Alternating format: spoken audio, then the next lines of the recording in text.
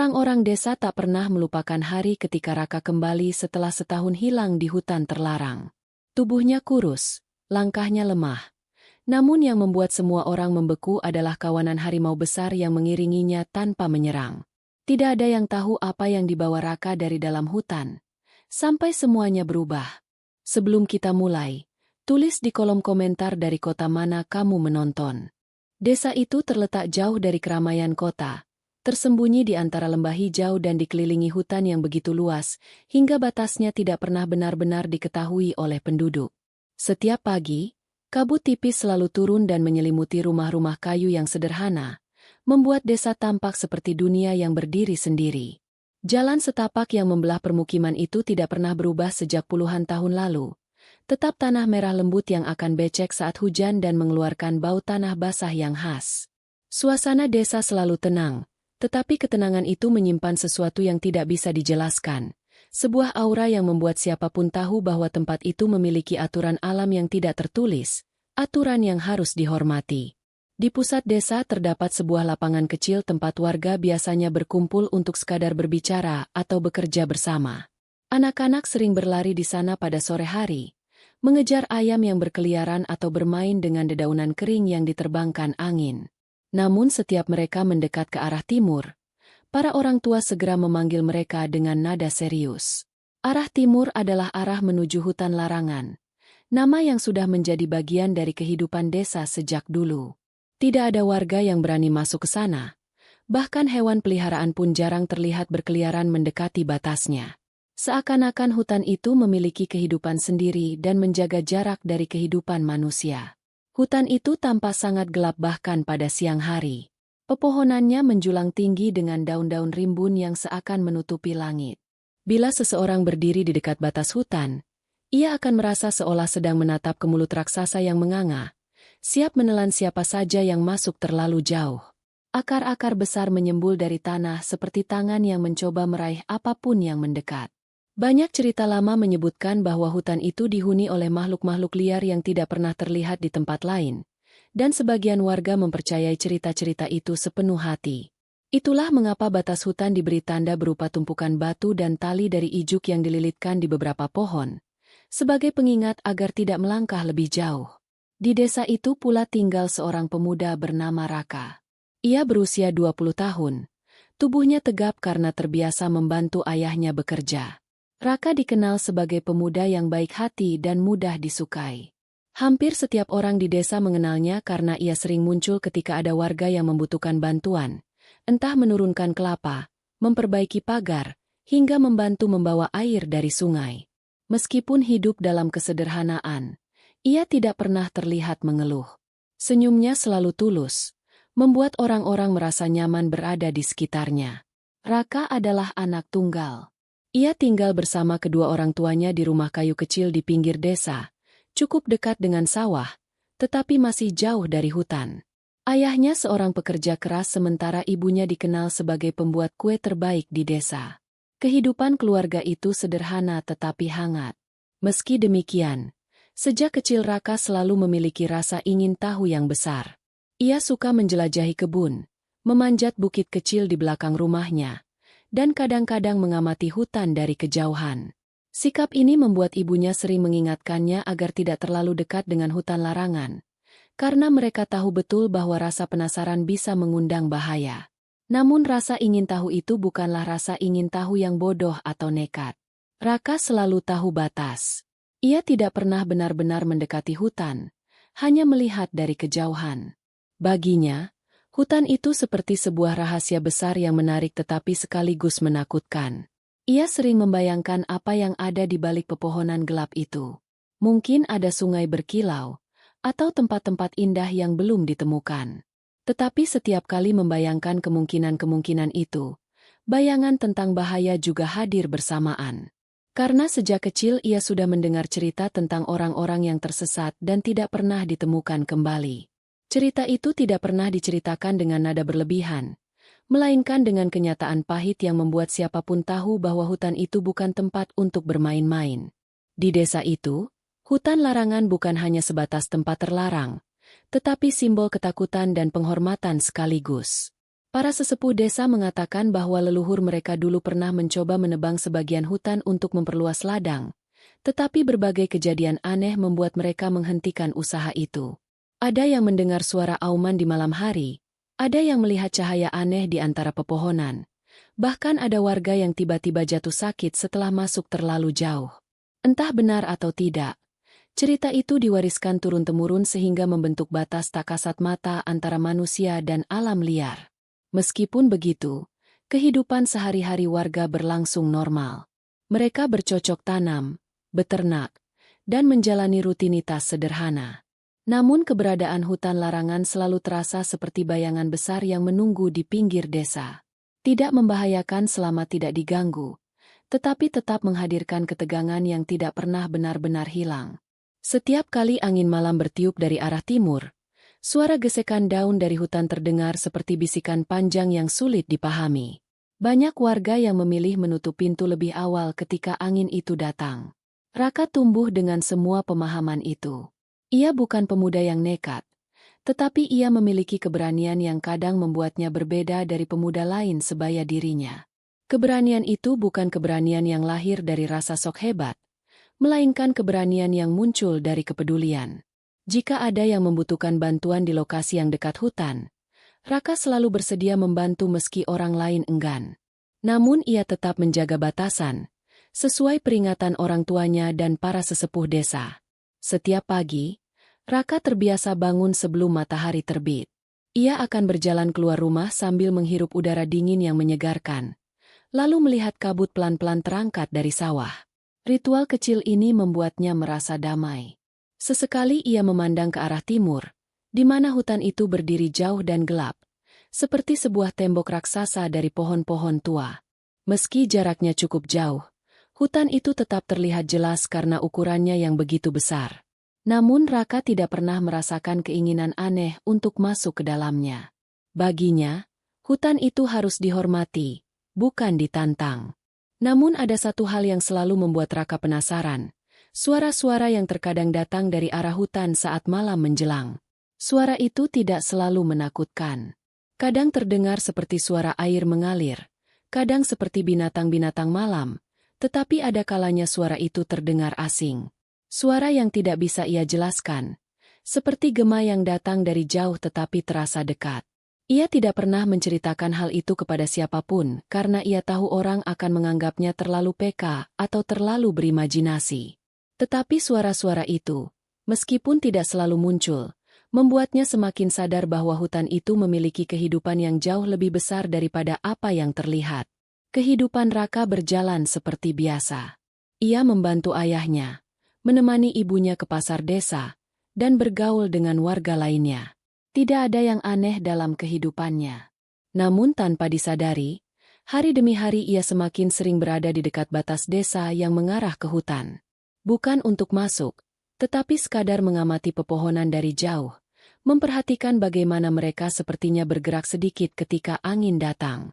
Ia suka mengamati bagaimana cahaya matahari sore menembus sela-sela daun dan menciptakan garis-garis tipis yang indah, membuat hutan itu terlihat sedikit lebih ramah. Namun meski ada rasa penasaran kecil di dalam dirinya, Raka tetap patuh. Ia tahu bahwa batas yang dibuat oleh leluhur bukanlah sekadar simbol, melainkan peringatan yang harus dijaga. Ia tahu bahwa sekalipun ia memiliki keberanian, hutan memiliki aturan yang tidak bisa ia sentuh sembarangan. Ia memahami bahwa ada tempat-tempat di dunia ini yang tidak boleh diganggu karena alasan yang sudah ada jauh sebelum manusia menetap di sana. Hari-harinya berlalu tanpa kejadian yang berarti. Namun tanpa disadari oleh siapapun, termasuk dirinya sendiri, hubungan batin antara Raka dan hutan perlahan terbentuk. Bukan hubungan yang buruk, tetapi semacam ketertarikan yang tidak bisa dijelaskan, ketertarikan untuk memahami, bukan untuk menantang. Raka tidak tahu bahwa rasa ingin tahu kecil itu kelak akan menjadi awal dari perjalanan panjang yang tidak pernah ia bayangkan sebelumnya. Tidak ada yang tahu, tidak ada yang menyangka. Bahkan angin yang berhembus dari arah hutan pun tidak memberi tanda bahwa suatu hari Raka akan menjadi bagian dari misteri yang disembunyikan hutan itu selama puluhan tahun. Desa itu tetap seperti biasa, tetap tenang, tetap sederhana, tetap dikelilingi hutan lebat yang menyimpan banyak rahasia. Dan di antara semua penduduk desa, Raka tetap menjadi pemuda baik hati yang selalu membantu orang lain, tanpa siapapun mengetahui bahwa nasibnya perlahan-lahan bergerak menuju sesuatu yang tidak bisa dihindari. Sesuatu yang kelak akan mengubah seluruh hidupnya dan membuat namanya dibicarakan oleh semua orang di desa untuk waktu yang sangat lama.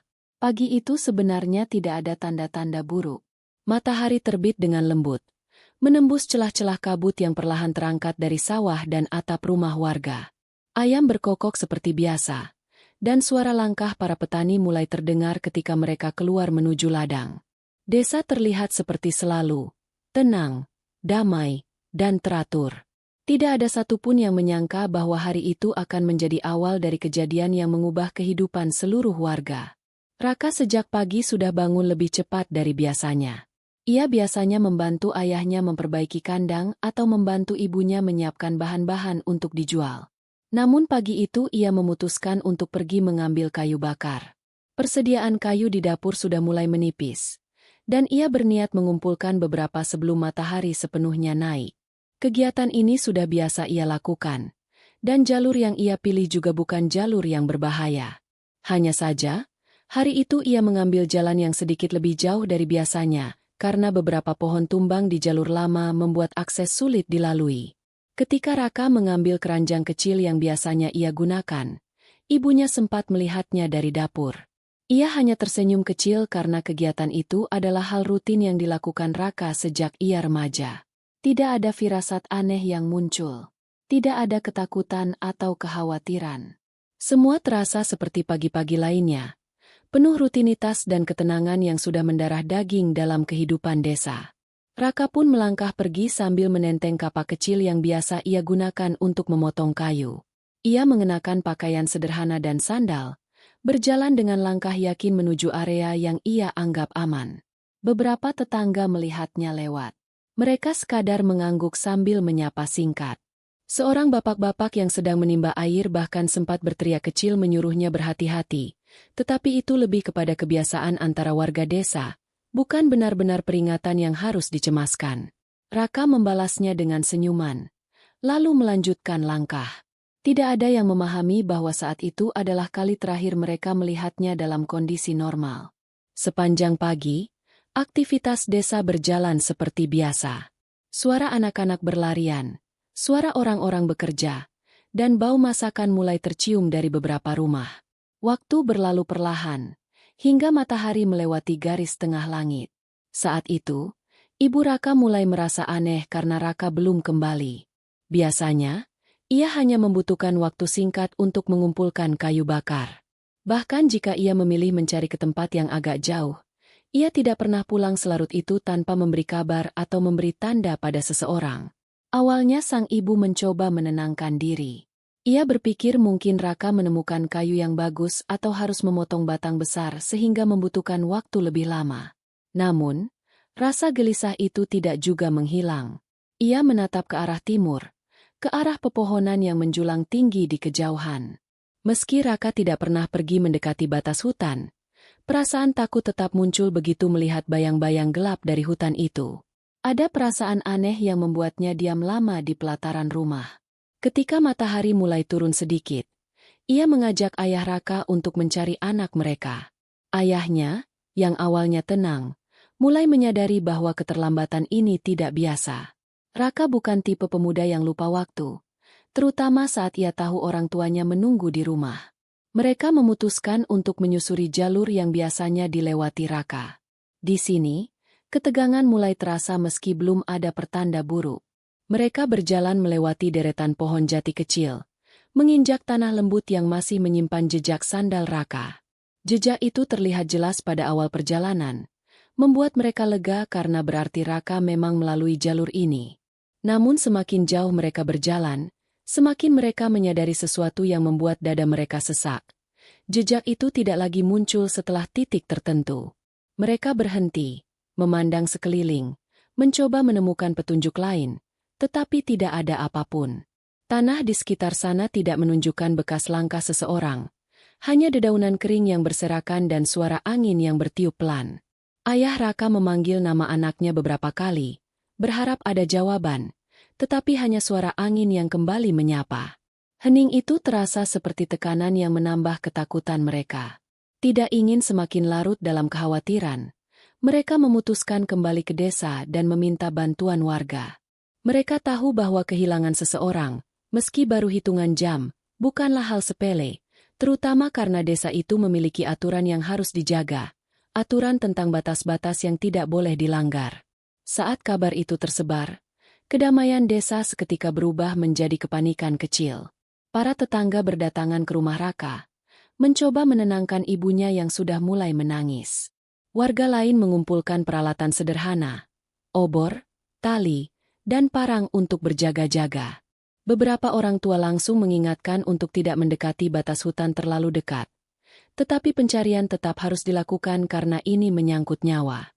Menjelang sore, sebuah kelompok kecil dibentuk untuk melakukan pencarian awal. Mereka bergerak cepat, menyusuri jalan yang sama dilalui Raka pagi tadi.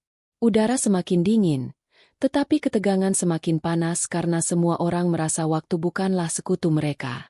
Dengan langkah hati-hati dan suara yang saling memanggil, mereka mencoba menemukan tanda-tanda apapun. Namun seperti orang tua Raka, mereka juga hanya menemukan jejak kaki sampai titik tertentu. Setelah itu, jejak hilang seperti tertutup oleh sesuatu yang tidak terlihat. Keheningan yang mereka rasakan di tempat itu terasa berbeda. Seolah-olah alam menahan napas. Burung-burung yang biasanya berkicau tidak terdengar. Tidak ada suara jangkrik atau hewan kecil lainnya. Semua seperti terdiam, memberikan tanda bahwa ada sesuatu yang tidak beres. Beberapa warga mulai merasakan bulu kuduk mereka berdiri, tetapi tidak ada yang berani mengatakannya secara langsung karena tidak ingin menambah kepanikan. Ketika malam semakin dekat, kepala desa memutuskan untuk menghentikan pencarian sementara dan melanjutkannya esok pagi. Meskipun keputusan itu berat, mereka tahu bahwa hutan dan area sekitarnya menjadi semakin berbahaya setelah gelap.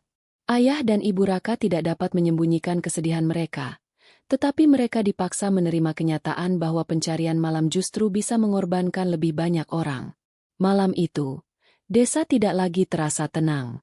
Orang-orang duduk di depan rumah mereka, membicarakan kejadian tersebut dengan suara pelan.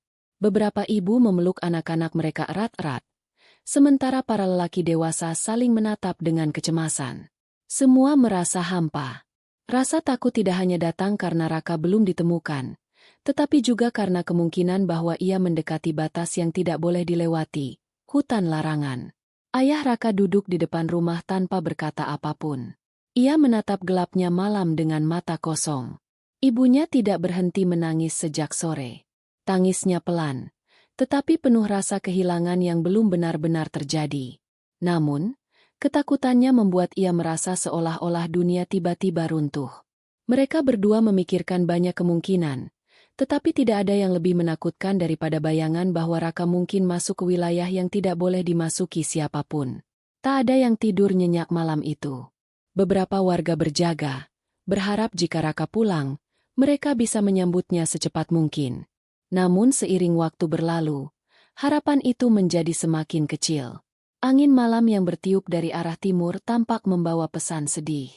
Suara daunan di sekitar desa seperti bisikan-bisikan yang membuat suasana semakin mencekam. Sesekali, ada warga yang mengaku mendengar suara seperti gerakan dari jauh. Tetapi ketika mereka mencoba mendengarkan lebih jelas, suara itu hilang begitu saja. Keesokan paginya, pencarian dimulai dengan jumlah warga yang lebih banyak. Mereka bergerak seperti gelombang besar, menyusuri alur-alur baru yang belum diperiksa. Namun lagi-lagi, tidak ada petunjuk. Tidak ada barang yang tertinggal, tidak ada tanda perjuangan, dan yang paling membuat mereka bingung, tidak ada suara apapun yang mengarah ke keberadaan Raka.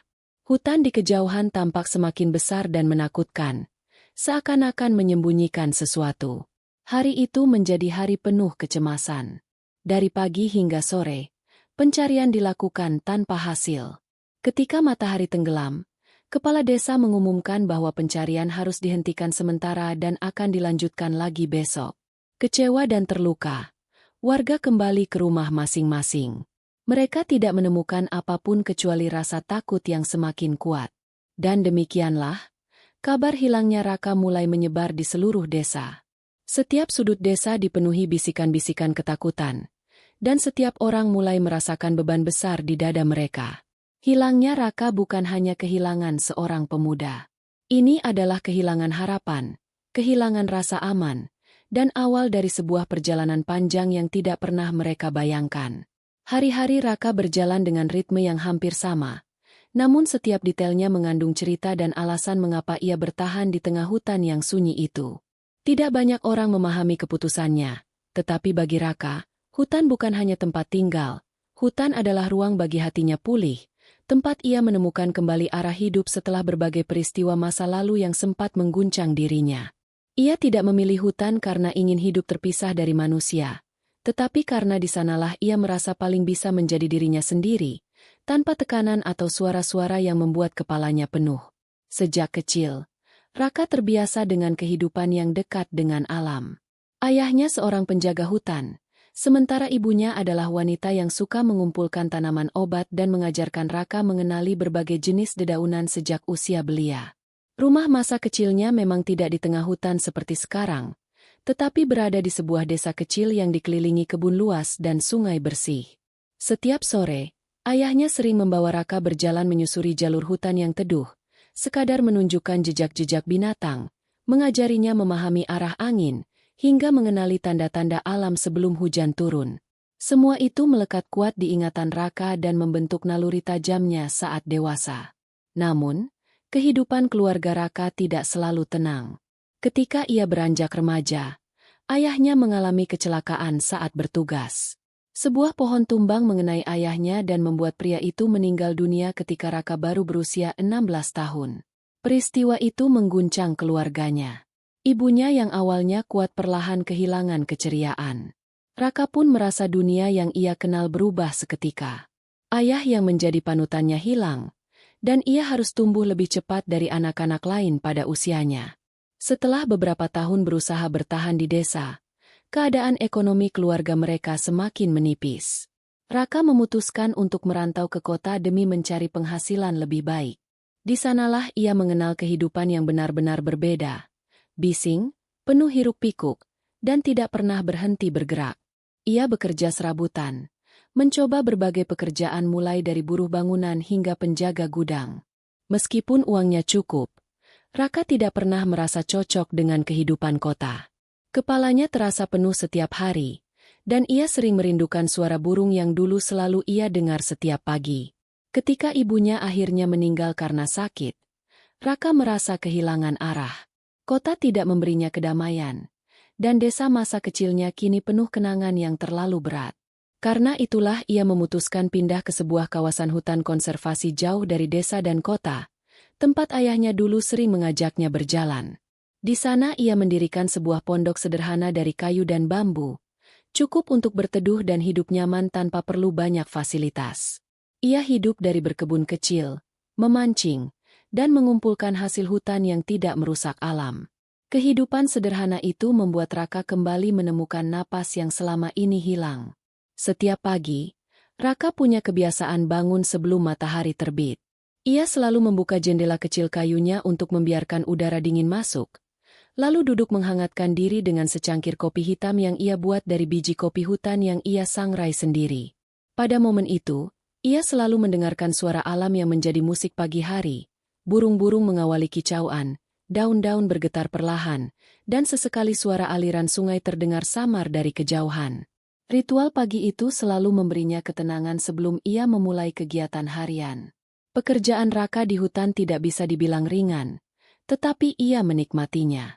Ia memeriksa tanamannya yang terdiri dari sayur-sayuran sederhana, membersihkan kebun kecil, dan memeriksa pagar kayu yang ia buat untuk menjaga agar babi hutan tidak masuk.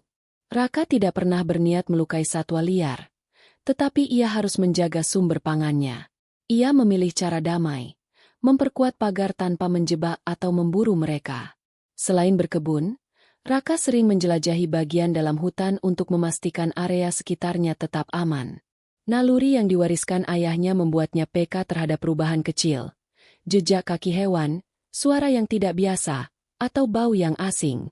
Ia bisa tahu kapan seekor harimau sedang melintas jauh di dalam hutan, meski tidak melihatnya secara langsung.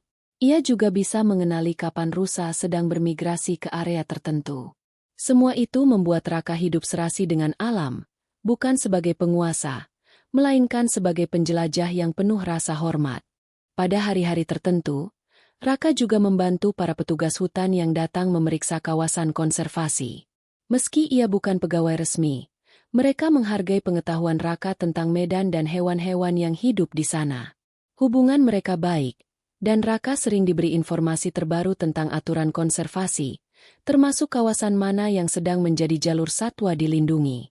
Di tengah kehidupan yang sederhana dan teratur itu, Raka seringkali merenung. Ia pernah merasa hidupnya tidak memiliki tujuan setelah kehilangan kedua orang tuanya. Tetapi hutan mengubah cara pandangnya. Ia menyadari bahwa ketenangan tidak selalu harus ditempuh dengan kebisingan dan hiruk-pikuk orang banyak.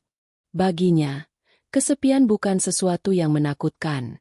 Justru dalam kesepian itu ia belajar mengenali dirinya sendiri. Ia belajar menenangkan pikiran, menerima masa lalu, dan melihat masa depan dengan lebih jernih. Walaupun tinggal sendirian, Raka tidak pernah merasa benar-benar kesepian. Ia punya langit yang berubah setiap hari, pohon-pohon yang selalu memberi keteduhan, sungai yang mengalir membawa cerita baru, dan hewan-hewan yang menjadi bagian dari rutinitas hidupnya. Terkadang, burung-burung kecil hinggap di pagar kayu depan pondoknya, seolah menyapa Raka yang sedang duduk menikmati pagi. Ada juga seekor rusa muda yang sering mendekat ketika Raka sedang menyiram tanaman, meski dengan jarak aman. Kehadiran makhluk-makhluk itu membuat Raka merasa ditemani. Perjalanan panjang hidupnya membentuk Raka menjadi pribadi yang tenang, tegas, dan mampu berpikir jernih dalam situasi apapun. Ia tidak cepat panik, tidak mudah tersinggung, dan selalu memikirkan langkah terbaik sebelum bertindak. Sifat-sifat itu yang nantinya akan membantunya menghadapi kejadian-kejadian janggal yang akan muncul di kemudian hari. Namun untuk saat itu, kehidupan Raka masih normal dan damai. Setiap hari berjalan hampir sama, namun ia menikmati kesederhanaannya. Hutan yang mengelilinginya memberi rasa aman. Ia merasa seperti berada di pelukan tempat yang paling mengenalnya. Tempat ayahnya dulu bekerja, tempat ibunya mengajarinya alam, dan tempat ia menemukan kembali makna hidup. Raka tidak sadar bahwa ketenangan ini hanyalah fase sebelum badai yang perlahan mendekat. Ia tidak pernah membayangkan bahwa sesuatu, atau seseorang, akan hadir dan mengubah keseharian damainya. Namun untuk sekarang, Raka hanya tahu satu hal. Selama matahari masih terbit dari balik pepohonan dan udara pagi masih menyejukkan, ia akan terus menjalani hidup dengan damai di tengah hutan yang ia cintai. Hari-hari Raka di hutan mengikuti pola yang hampir selalu sama. Namun justru dari pola itulah ia menemukan ketenangan yang tidak pernah ia rasakan ketika masih tinggal di kota atau desa. Rutinitas itu bukan sekadar aktivitas harian, melainkan cara Raka menyatu dengan lingkungan yang kini ia anggap sebagai satu-satunya rumah. Dan meskipun terlihat sederhana, setiap langkah, setiap bunyi, dan setiap perubahan kecil di sekitar hutan selalu ia perhatikan dengan cermat. Raka bukan orang yang hidup hanya untuk menghabiskan waktu. Ia selalu mencari makna dari setiap hal, bahkan dari desiran angin yang menyusup di antara ranting-ranting pohon. Pagi hari selalu menjadi bagian yang paling disukai oleh Raka. Ia suka duduk di depan pondoknya sambil memegang secangkir kopi panas yang aromanya menyebar pelan. Dari tempat duduk itu ia bisa melihat kabut tipis menggantung di antara pepohonan tinggi, seolah hutan masih terjaga dalam kantuk sebelum matahari benar-benar muncul. Kadang ia hanya duduk diam selama beberapa menit tanpa melakukan apa-apa, membiarkan dirinya menyimak suara-suara alam yang saling bersautan, cicit burung kecil, derit ranting yang tertimpa angin, dan desir lembut sungai yang mengalir tidak jauh dari pondoknya. Kebiasaan itu membuat Raka mengenali pola alam dengan baik. Ia tahu burung mana yang akan berkicau lebih dulu, ia tahu kapan suara air sungai terdengar deras karena hujan di hilir, dan ia tahu kapan angin datang dari utara atau selatan hanya dengan mendengarkan getaran daun. Semua itu bukan sesuatu yang ia pelajari dari buku. Semuanya tumbuh dari kebiasaan hidup berdampingan dengan alam sejak kecil. Setelah menikmati pagi, Raka mulai bekerja. Kebunnya tidak besar, tetapi cukup untuk memenuhi kebutuhan makan sehari-hari. Ia menanam sayur-sayuran seperti cabai, tomat, kangkung, dan beberapa umbi-umbian yang bisa bertahan lama. Raka memahami bahwa hidup di hutan berarti ia harus mandiri. Ia tidak bisa setiap hari pergi ke desa hanya untuk membeli bahan makanan. Karena itulah kebunnya menjadi bagian paling penting dari rutinitas hariannya. Setiap hari ia memeriksa tanah, memastikan tidak ada rumput liar yang tumbuh terlalu banyak. Ia menyiram tanaman-tanamannya dengan air dari sungai yang ia tampung dalam jeriken. Raka tidak pernah terburu-buru dalam bekerja. Ia percaya bahwa tanaman juga makhluk hidup yang harus diperlakukan dengan baik. Kadang-kadang ia menyentuh daun-daun itu sambil memastikan teksturnya tidak berubah, tanda-tanda hama tidak muncul, atau tanah tidak terlalu basah. Semua dilakukan dengan telaten. Di siang hari, ketika matahari mulai memanas, Raka biasanya pergi lebih jauh ke dalam hutan. Ia tidak mengembara tanpa tujuan. Ia selalu punya rute yang ia buat sendiri berdasarkan medan yang ia kenal. Rute itu mengarah ke berbagai tempat, sungai yang lebih dalam, padang rumput yang jarang dikunjungi hewan besar, dan beberapa batu besar yang menjadi tempatnya beristirahat ketika perjalanan terasa panjang. Dalam perjalanan, ia kadang berhenti hanya untuk mengamati jejak kaki hewan. Jejak rusa, babi hutan, kancil, bahkan harimau sekalipun. Semuanya memiliki cerita dari langkah yang ditinggalkan di tanah. Raka tidak takut pada harimau. Ia menghormati makhluk itu dan selalu berhati-hati ketika melihat tanda keberadaannya. Ia tahu harimau tidak akan menyerang manusia tanpa alasan. Selama ia tidak mengganggu, hewan itu biasanya hanya melintas. Raka selalu membawa tongkat panjang ketika berjalan di hutan, bukan untuk melawan, tetapi sebagai tanda bahwa ia ada di sana. Hewan-hewan biasanya menghindari manusia jika mereka mendengar suara yang jelas. Selain berjalan-jalan, Raka sering memeriksa pohon-pohon yang tumbang atau ranting-ranting besar yang jatuh ke tanah. Ia mengumpulkan kayu kering untuk persiapan malam hari. Api unggun kecil selalu menyala setiap malam di depan pondoknya, memberikan cahaya dan kehangatan. Kayu itu ia tata dengan rapi di tempat penyimpanan agar selalu siap digunakan. Sore hari, ketika matahari mulai turun ke balik pepohonan, Raka biasanya membuat perangkap sederhana untuk menangkap ikan di sungai. Ia tidak pernah mengambil lebih dari yang ia butuhkan. Prinsip itu ia pelajari dari ayahnya dulu. Alam bisa memberikan apapun yang dibutuhkan manusia, tetapi manusia wajib menjaga keseimbangannya. Raka merasa ia harus menghormati alam sebagaimana ia menghormati orang tuanya. Malam hari di hutan adalah waktu yang paling sunyi sekaligus paling hidup. Raka sering duduk di dekat api kecil sambil memandangi langit yang penuh bintang. Di kota dulu, ia hampir tidak pernah bisa melihat bintang sebanyak ini. Langit kota terlalu terang oleh lampu dan terlalu bising oleh suara kendaraan. Di hutan, langit membentang begitu luas dan seolah dekat sekali dengan jangkauan tangan. Raka sering merasa bahwa ia dapat menyentuhnya jika ia mau. Pada malam-malam tertentu, suara binatang terdengar lebih jelas.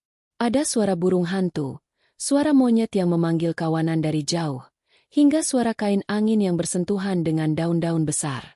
Semua suara itu sudah biasa bagi Raka. Ia bahkan bisa tidur nyenyak tanpa gangguan meski suara-suara itu saling bersahutan. Tubuhnya sudah terbiasa.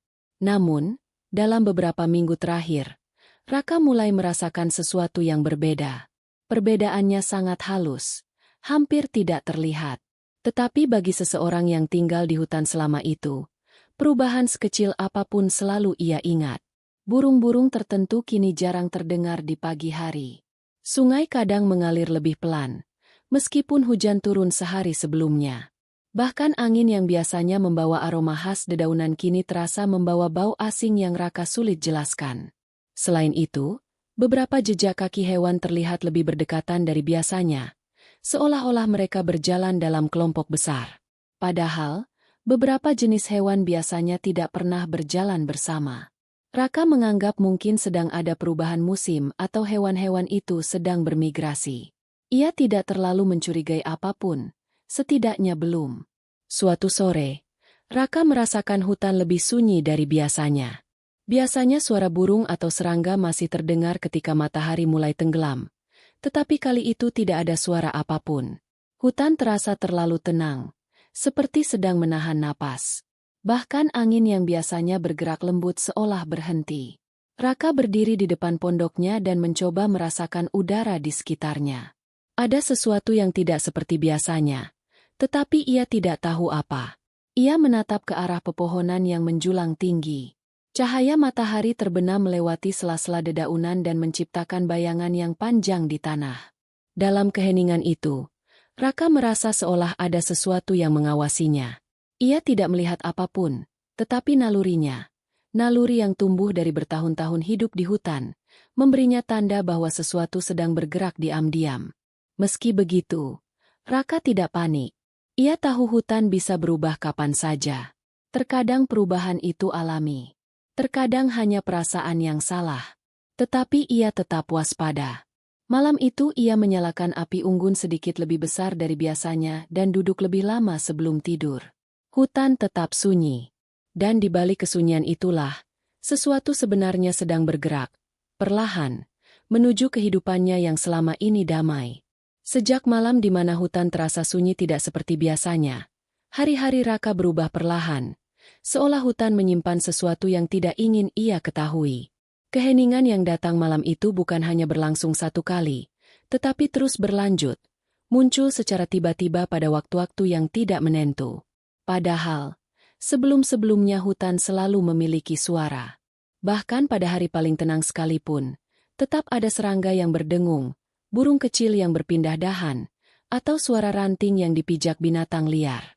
Tapi kini, semakin sering Raka merasakan momen sunyi yang terlalu pekat, membuat hatinya gelisah tanpa alasan jelas.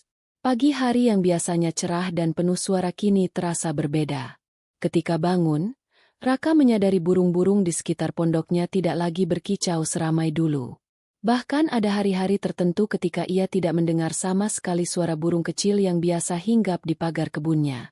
Raka mencoba menenangkan diri, berpikir mungkin burung-burung itu hanya pindah sementara atau sedang mencari makan di tempat lain. Namun hatinya tetap bertanya-tanya mengapa perubahan ini terasa terlalu mendadak. Suasana di sekitar sungai pun ikut berubah. Biasanya ketika Raka turun untuk mengambil air, ia selalu melihat ikan berenang di antara batu-batu atau melihat pantulan cahaya matahari yang menari di permukaan air. Namun beberapa hari terakhir, air sungai tampak lebih keruh, seolah ada sesuatu yang mengaduk dasarnya. Ikan-ikan juga jarang terlihat. Bahkan kadang Raka merasa sungai itu tidak mengalir seperti biasanya. Padahal tidak ada hujan atau banjir yang bisa mengubah arusnya. Saat berjalan lebih jauh ke dalam hutan, suasana yang aneh itu semakin terasa kuat. Raka memperhatikan bahwa beberapa pohon memiliki daun yang berubah warna lebih cepat dibandingkan musim sebelumnya. Ada daun yang mengering di bagian yang seharusnya tetap hijau. Ada juga tanaman merambat yang biasanya tumbuh subur, kini tampak seperti layu tanpa penyebab yang jelas. Semua perubahan kecil itu membuat Raka mengerutkan kening. Ia bukan ahli botani, namun ia sudah cukup lama tinggal di hutan untuk tahu kapan sesuatu tidak berjalan sebagaimana mestinya. Yang paling membuatnya gelisah adalah jejak-jejak hewan yang mulai muncul di sekitar pondoknya. Awalnya hanya jejak rusa atau babi hutan yang lewat malam hari, sesuatu yang biasa terjadi. Namun, perlahan Raka mulai melihat jejak kaki yang lain, jejak harimau, dan jumlahnya lebih banyak dari biasanya. Biasanya harimau tidak mendekati tempat tinggal manusia, apalagi dalam jumlah lebih dari satu. Raka tidak pernah takut pada harimau, tetapi ia tahu mereka tidak akan mendekat tanpa alasan. Ia berjongkok dan memeriksa jejak itu dengan cermat. Jejaknya besar, dalam, dan terlihat jelas bahwa hewan itu berjalan perlahan seperti sedang mengamati area sekitar. Dari arahnya, Raka bisa menebak bahwa harimau itu datang dari pedalaman hutan yang lebih gelap, tempat yang jarang ia masuki. Yang lebih mengherankan lagi, jejak-jejak itu tampak berkeliling, seolah harimau-harimau itu sedang menjaga sesuatu. Dan itu sesuatu yang tidak pernah terjadi sebelumnya. Selain jejak harimau, Raka mulai menemukan tanda-tanda lain. Suatu pagi, ia melihat bekas cakaran di batang pohon besar tidak jauh dari pondoknya. Cakaran itu panjang dan dalam, lebih besar dari cakaran biasa. Raka menyentuhnya, mencoba merasakan seberapa barunya tanda tersebut. Tampaknya masih baru, mungkin dibuat pada malam sebelumnya. Ia menarik napas panjang dan mencoba mengusir perasaan tidak nyaman yang mulai tumbuh di dadanya. Setiap malam, perasaan gelisahnya semakin menjadi. Ia merasa ada yang bergerak di sekitar pondoknya. Tidak selalu terdengar, tetapi terasa. Terkadang ia terbangun begitu saja di tengah malam tanpa sebab. Tubuhnya seperti memberikan peringatan bahwa ada sesuatu di luar sana yang mengawasi. Ketika ia duduk dan memperhatikan sekeliling pondoknya dari balik dinding kayu, ia tidak melihat apa-apa. Namun rasa itu tetap ada, tidak mau pergi. Api unggun yang biasa ia nyalakan di malam hari kini, ia buat lebih besar. Ia berharap cahaya dan bau asap bisa menjauhkan hewan-hewan besar. Tapi meski api menyala terang, Raka tetap merasa tidak benar-benar aman. Udara malam di hutan kini terasa lebih dingin dari biasanya. Dan angin yang bertiup membawa aroma yang sulit ia jelaskan. Ada semacam bau tanah basah bercampur sesuatu yang lebih tajam, lebih asing.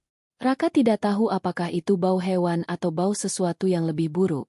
Pada salah satu malam, ketika ia sedang duduk di depan api unggun, Raka mendengar suara dari kejauhan. Suara itu pelan, tetapi jelas bukan suara angin atau hewan kecil. Seperti sesuatu yang merayap perlahan di balik pepohonan. Raka berdiri dan menajamkan pendengaran. Suara itu muncul lagi. Kali ini lebih dekat. Ia memegang tongkat panjangnya dan melangkah satu langkah ke depan. Namun setelah itu, suara itu hilang begitu saja. Seolah apapun yang ada di luar sana menyadari bahwa Raka mengetahuinya. Meski begitu, Raka berusaha tetap tenang. Ia tidak ingin panik tanpa alasan jelas. Tetapi tubuhnya tidak bisa berbohong. Setiap malam ia tidur lebih gelisah, dan setiap pagi ia bangun dengan perasaan lebih berat. Ia bahkan mulai memeriksa pintu pondoknya 2 hingga 3 kali sebelum tidur, memastikan semuanya terkunci rapat. Sementara itu, di luar pondok, aroma aneh itu semakin sering muncul. Beberapa hari kemudian, kejadian janggal itu semakin jelas ketika ia sedang memeriksa kebunnya. Raka melihat beberapa tanaman seperti diinjak sesuatu. Tanah di sekitarnya tertekan, seperti ada hewan besar yang berjalan di sana. Tetapi yang membuatnya benar-benar bingung adalah tanaman itu tidak sekadar rusak. Sebagian daunnya hilang, seolah sesuatu memakannya.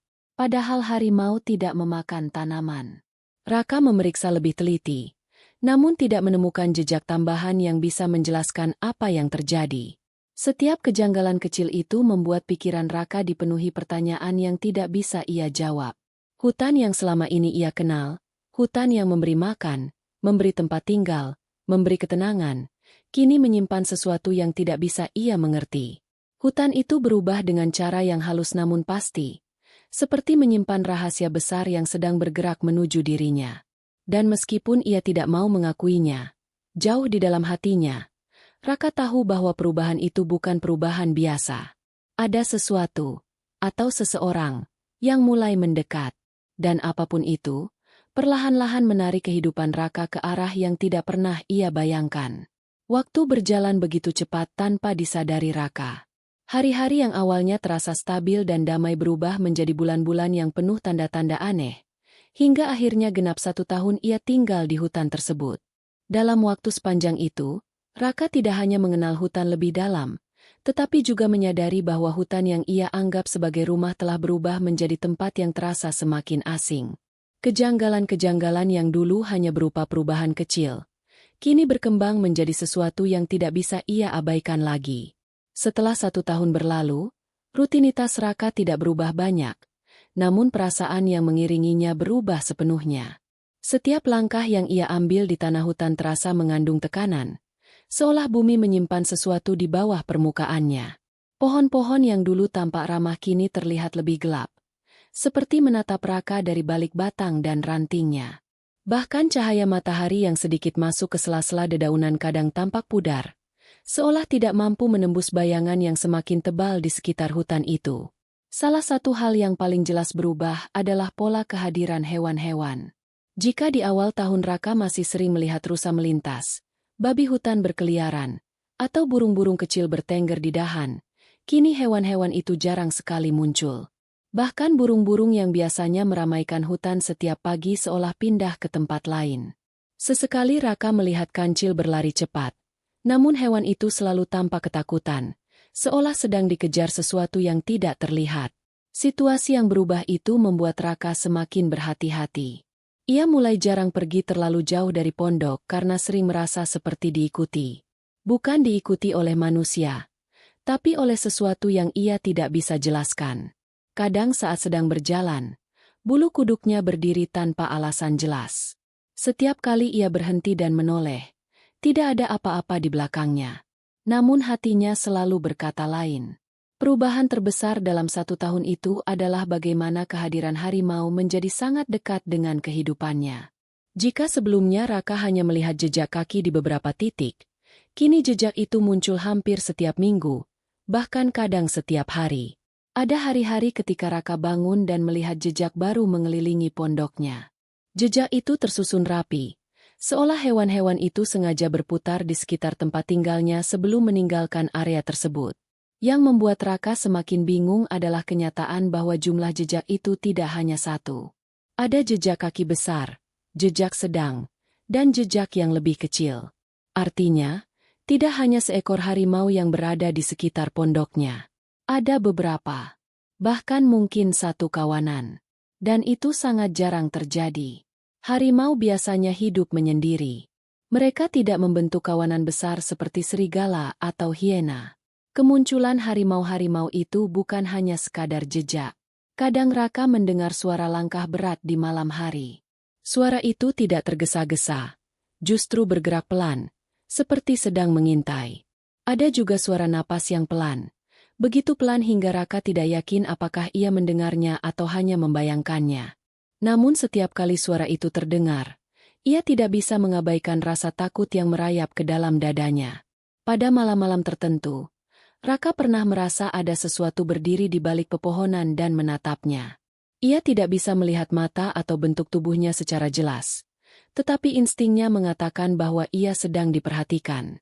Ketika ia menyalakan api unggun lebih besar, bayangan dari pepohonan bergerak-gerak seolah ada sesuatu yang berjalan pelan di sekitarnya. Hutan juga berubah secara fisik. Tanaman merambat yang biasanya tumbuh subur tampak rusak, seperti ditarik paksa atau diinjak sesuatu. Tanah di beberapa titik tampak seperti digali, namun tidak seperti lubang buatan babi hutan. Lubang-lubang itu terlalu rapi dan terlalu dalam, seolah ada hewan besar yang mencoba mencari sesuatu di bawah tanah. Perubahan suara hutan menjadi hal lain yang membuat 1 tahun itu terasa panjang bagi Raka. Dulu hutan selalu hidup dengan suara, serangga, angin, burung, hewan berlarian, dan gemericik air sungai. Kini suara itu sering hilang begitu saja. Ada hari-hari ketika hutan seperti mati. Tidak ada angin, tidak ada serangga, bahkan air sungai pun terasa terlalu tenang. Seolah seluruh alam sedang berhenti untuk mengamati sesuatu di tengah-tengah hutan. Dan Raka selalu merasa ia berada di titik pusat perhatian itu. Setelah beberapa bulan penuh ketidakpastian itu, Raka mulai memperhatikan sesuatu yang lebih aneh lagi. Beberapa kali ia menemukan bekas tapak kaki manusia di daerah yang sangat jarang dikunjungi siapapun. Tapak itu tidak besar, tidak terlalu kecil, tapi terlihat jelas pernah menginjak tanah di area sungai yang biasanya sepi. Namun yang membingungkannya adalah jejak itu hanya 1 atau 2 langkah, lalu menghilang.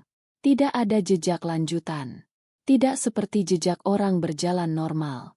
Seolah manusia itu hanya muncul sebentar, lalu lenyap begitu saja. Raka sempat mencoba mengikuti arah jejak itu, tetapi tidak membuahkan hasil.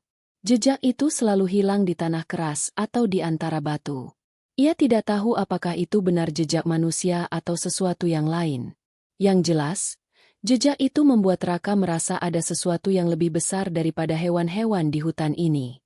Pada suatu pagi, setelah 1 tahun penuh perubahan itu, Raka merasakan hal yang paling membuatnya takut sepanjang hidupnya. Saat membuka pintu pondok, ia melihat tanah di depan pintu tampak seperti diseret oleh sesuatu. Ada garis panjang yang memanjang hingga ke arah hutan bagian dalam. Garis itu seperti bekas tubuh sesuatu yang besar sedang bergerak sambil menyeret dirinya. Raka memeriksa dengan hati-hati, dan menyadari bahwa tanah di sepanjang garis itu sedikit tertekan, seolah ada berat besar yang melewatinya. Namun itu bukan satu-satunya hal menakutkan. Di samping garis panjang itu, ia melihat jejak kaki harimau yang ukurannya sangat besar, lebih besar dari jejak manapun yang pernah ia lihat selama setahun ini. Jejak itu dalam dan lebar, menunjukkan bahwa pemiliknya adalah seekor hewan yang ukurannya tidak biasa. Raka berdiri diam selama beberapa detik, mencoba memikirkan apa yang mungkin terjadi. Namun pikirannya tidak bisa menemukan jawaban. Ia hanya tahu bahwa sesuatu yang sangat besar, sangat kuat, dan sangat dekat dengan pondoknya, telah melintas beberapa jam sebelumnya. Dan semakin lama ia memandangi jejak itu, semakin ia sadar bahwa apapun yang terjadi, hutan sedang bergerak menuju sesuatu yang tidak bisa ia kendalikan. Dalam 1 tahun itu, Raka perlahan menyadari bahwa ia tidak lagi hidup sendirian di hutan. Bukan hanya hewan yang berubah, tetapi seluruh hutan bergerak mengikuti pola yang tidak ia mengerti. Dan meski ia berusaha tetap kuat, semakin hari ia merasa bahwa sesuatu sedang menunggu. Sesuatu yang lebih besar dari keberadaan dirinya. Dan setiap hari yang berlalu, Raka semakin dekat pada titik di mana ia akan mengetahui apa sebenarnya yang telah bergerak diam-diam di dalam hutan selama 1 tahun penuh itu. Sore itu, ketika matahari mulai merundup perlahan di balik pepohonan hutan, warga dusun Lembah Jati sedang berkumpul di lapangan kecil dekat balai desa. Mereka belum sepenuhnya tenang setelah berbagai kejadian janggal yang terjadi selama beberapa bulan terakhir. Hilangnya suara hewan malam, lenyapnya pemburu senior, hingga jejak kaki harimau yang muncul tanpa pola membuat seluruh warga hidup dalam kekhawatiran yang sulit dijelaskan. Meskipun mereka berusaha menjalani aktivitas sehari-hari, tetap saja ada rasa gelisah yang menyelinap di hati setiap orang, seakan ada sesuatu yang besar sedang mendekat, sesuatu yang sejak lama menunggu saat yang tepat untuk muncul. Hari itu, suasana dusun terasa lebih sunyi dari biasanya. Anak-anak tidak berlarian seperti biasa. Para ibu menutup pintu rumah lebih awal, dan para pria duduk memandangi hutan dengan waspada. Mereka tidak tahu apa yang terjadi, tetapi firasat buruk terasa sangat kuat. Di kejauhan, burung-burung beterbangan dengan arah yang tidak biasa, seakan menghindari sesuatu yang sedang mendekat. Angin sore berembus pelan membawa aroma tanah yang lembab, bercampur dengan wangi dedaunan basah. Tidak ada yang benar-benar tahu apa makna semua tanda itu. Namun semua orang merasakan bahwa sesuatu yang besar mendekat dengan langkah yang tak terdengar. Ketika waktu merayap mendekati senja, dari arah hutan terdengar suara ranting patah. Awalnya hanya terdengar seperti suara biasa, angin atau mungkin hewan kecil. Namun beberapa ketua warga langsung berdiri karena suara itu terlalu ritmis, terlalu berat, dan terlalu teratur untuk disebut biasa. Suara itu terdengar seperti langkah kaki hewan besar yang jumlahnya tidak sedikit. Beberapa ibu yang sedang duduk langsung mengangkat anak-anak mereka, membawa mereka masuk ke rumah. Para pria mulai bergerak mundur dengan hati-hati sambil saling menatap tanpa kata. Detik-detik berikutnya berjalan lambat. Suara langkah dari dalam hutan semakin jelas. Bukan langkah manusia, namun langkah makhluk-makhluk besar yang tubuhnya berat. Warga yang berkumpul menahan napas. Beberapa orang yang berdiri paling depan perlahan mundur ke belakang, berusaha menjaga jarak dari garis pepohonan. Semua orang memandang lurus ke arah gelapnya hutan yang tampak seperti mulut raksasa yang siap menelan apa saja yang mendekat. Tiba-tiba, dari balik bayang-bayang pepohonan besar itu, muncul seekor harimau dengan tubuh besar dan garis-garis tajam di kulitnya. Matanya menyala dalam sorot senja, membuat semua warga ternganga. Harimau itu berjalan dengan langkah ringan namun penuh kekuatan. Suaranya rendah, seperti gemuruh kecil dari rongga dadanya. Namun ia tidak berjalan sendirian. Di belakangnya, 3 harimau lain muncul, masing-masing sebesar yang pertama. Bulu mereka tampak bersih, seolah baru keluar dari tempat yang mereka anggap sebagai rumah. Mereka berjalan tidak tergesa-gesa, seakan tahu bahwa mereka tidak sedang diburu atau sedang mengincar mangsa. Pemandangan itu begitu mengejutkan. Harimau-harimau itu tidak tampak agresif. Mereka bergerak perlahan, berbaris seperti kawanan yang memiliki tujuan jelas. Tak ada satupun dari mereka yang menunjukkan taring, tak ada geraman, dan tak ada tanda bahwa mereka merasa terancam oleh kehadiran manusia. Justru, gerakan mereka seolah memperlihatkan bahwa mereka sedang mengawal seseorang atau sesuatu yang lebih penting. Warga semakin mundur. Beberapa laki-laki gemetar, beberapa perempuan menahan jeritan, sementara beberapa orang yang lebih tua menunduk dengan wajah pucat.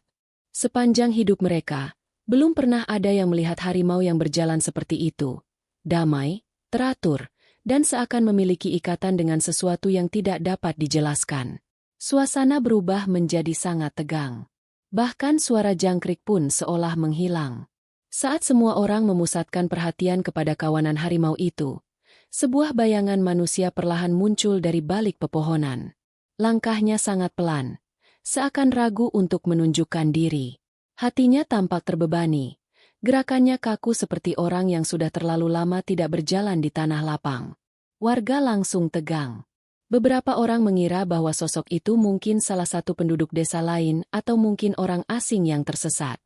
Namun semakin sosok itu mendekat, semakin jelas bagi warga bahwa mereka sedang melihat sesuatu yang jauh lebih mengagetkan. Sosok itu kemudian keluar sepenuhnya dari hutan. Cahaya sore jatuh tepat di wajahnya, menyingkapkan seseorang yang sudah terlalu lama dirindukan dan sudah dianggap tidak mungkin ditemukan lagi. Tubuhnya tampak lebih kurus, wajahnya lebih tirus, dan rambutnya lebih panjang dari terakhir kali warga melihatnya. Tapi garis wajahnya tetap sama. Sorot matanya tetap menunjukkan ketenangan yang dulu selalu ia miliki, meskipun kini diselimuti bayangan kelelahan dan kesedihan. Warga terdiam.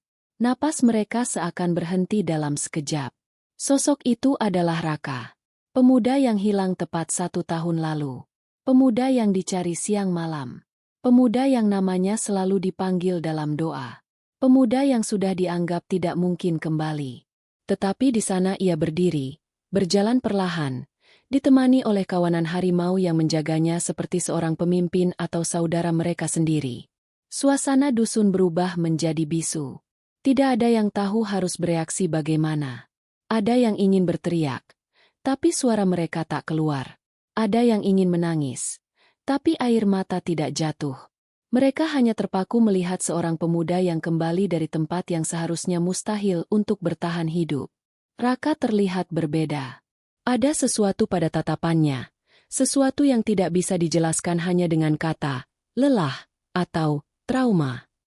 Matanya seperti membawa beban dari dunia yang tidak mereka kenal. Sorot matanya tidak menunjukkan ketakutan terhadap harimau-harimau itu. Justru ada kedekatan yang jelas terpampang. Ia seakan berjalan bersama mereka bukan karena terpaksa, tapi karena mereka adalah bagian dari hidup baru yang ditemuinya selama 1 tahun penuh. Harimau-harimau itu berhenti beberapa langkah di belakang Raka. Mereka duduk dengan tenang, memperhatikan warga tanpa ancaman. Mereka tidak menunjukkan perilaku liar seperti hewan hutan pada umumnya. Posisi tubuh mereka seperti penjaga yang setia, menunggu pergerakan Raka berikutnya. Raka berhenti beberapa meter dari warga. Tubuhnya tampak gemetar, entah karena lelah atau karena tekanan emosional yang begitu besar. Ia mencoba membuka mulut, tetapi tidak langsung keluar suara. Udara terasa berat. Warga merasa detik itu seperti waktu yang berhenti. Ketua dusun berdiri paling depan. Wajahnya pucat, tetapi matanya mengisyaratkan keberanian. Ia memandang Raka dengan campuran rasa rindu, syok, dan tidak percaya. Tidak ada kata-kata yang tepat untuk menggambarkan perasaan itu. Ketika akhirnya Raka mampu mengangkat wajah dan menatap seluruh warga, suasana berubah menjadi lebih emosional. Ada kesedihan mendalam yang tergambar jelas di matanya, seakan ia membawa sesuatu yang terlalu berat untuk disampaikan. Meskipun tidak ada dialog, warga bisa melihat bahwa Raka telah melalui sesuatu yang luar biasa sulit. Sesuatu yang mungkin tidak bisa diceritakan hanya dengan kata-kata biasa. Tubuhnya yang kurus, bekas-bekas luka samar di lengannya, dan cara dia memandang sekeliling menegaskan bahwa setahun di hutan bukan sekadar tersesat. Itu seperti perjalanan penuh penderitaan, cobaan, dan misteri yang belum pernah dibayangkan oleh siapapun. Para warga yang tadinya mundur perlahan kini mulai menatap Raka dengan mata berkaca-kaca. Ada yang menutup mulutnya karena kaget, ada yang memegangi dada karena tidak percaya, dan ada yang langsung bersujud syukur karena pemuda itu akhirnya kembali. Tetapi semua itu bercampur dengan rasa takut dan bingung karena kehadiran kawanan harimau yang tampak tidak berniat pergi. Kedatangan Raka bersama harimau-harimau itu bukan hanya kejutan, tetapi tanda bahwa apa yang terjadi selama 1 tahun terakhir bukan hal biasa. Itu bukan sekadar kisah pemuda yang hilang di hutan. Ada sesuatu yang mengikat Raka dengan makhluk-makhluk liar itu. Sesuatu yang tidak pernah diketahui siapapun selama ini. Sore itu menjadi titik awal dari perubahan besar di dusun. Warga tidak hanya menyaksikan kembalinya seorang pemuda yang hilang, tetapi juga menyaksikan kemunculan misteri yang jauh lebih dalam dan lebih gelap dari apapun yang pernah mereka bayangkan. Dan ketika angin sore kembali berembus pelan, membawa aroma hutan yang pekat, semua orang menyadari bahwa cerita Raka baru saja dimulai. Sejak hari ketika Raka muncul kembali dari hutan bersama kawanan harimau, suasana dusun Lembah Jati tidak pernah lagi sama. Malam-malam yang biasanya dipenuhi suara jangkrik dan percikan obor kini berubah menjadi malam-malam yang sunyi, seakan seluruh kehidupan memilih menahan napas. Para warga tidak lagi duduk di beranda rumah pada malam hari, dan lampu-lampu minyak di depan rumah dinyalakan lebih lama dari biasanya. Mereka seperti hidup dalam bayang-bayang ketakutan yang tidak mereka pahami sepenuhnya. Kembalinya Raka memang membawa harapan bagi sedikit orang, tetapi lebih banyak lagi yang merasa bahwa kehadiran harimau-harimau itu adalah pertanda buruk. Tidak ada seorang pun yang berani melewati batas desa setelah matahari terbenam.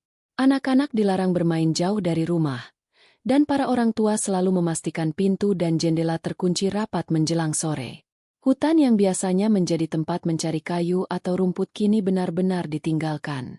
Bahkan suara angin yang berdesir dari arah pepohonan pun membuat warga merasa gelisah seolah itu adalah bisikan bahaya yang sedang menunggu.